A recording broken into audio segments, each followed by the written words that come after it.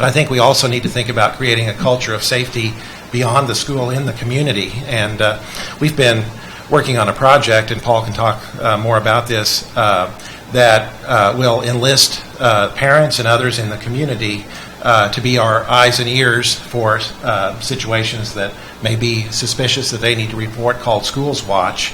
Similar to a neighborhood watch program, that's the concept anyway, where through some technologies, parents and others would be able to, as someone mentioned, if you see something, say something. Well, this would enable them and enlist them to do that and to alert us to suspicious events outside of the school building as well. And Paul, do you want to talk about a little bit more how that would work? Yes.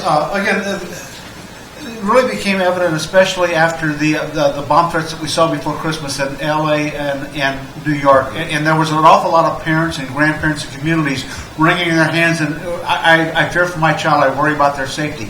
And I, from my background in Homeland Security, I a long time ago developed the truism is that we can be afraid or we can be prepared. And we can engage people who feel like they have some control and have some ability to impact something in a positive way. So the idea of Schools Watch is to basically take an existing program, a neighborhood watch program, maybe a rural crime watch program, something like that, but then focus that energy around the school.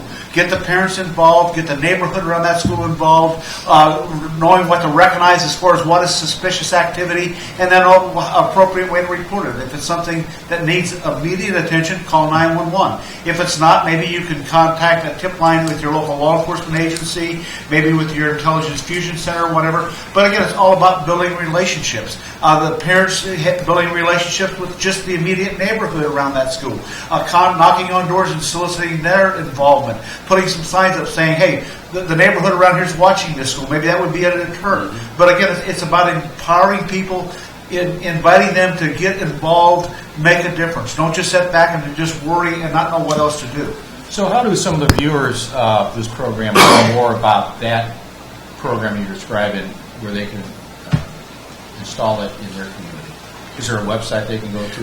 We have a website, schoolswatch.org. That's schools, plural, watch.org. We have, and again, talking about social media, we have a Twitter feed, we have a Facebook link there, and we put stuff up, relevant stuff up there, tips on how to start a program, recognition signs of terrorism. We've got some videos.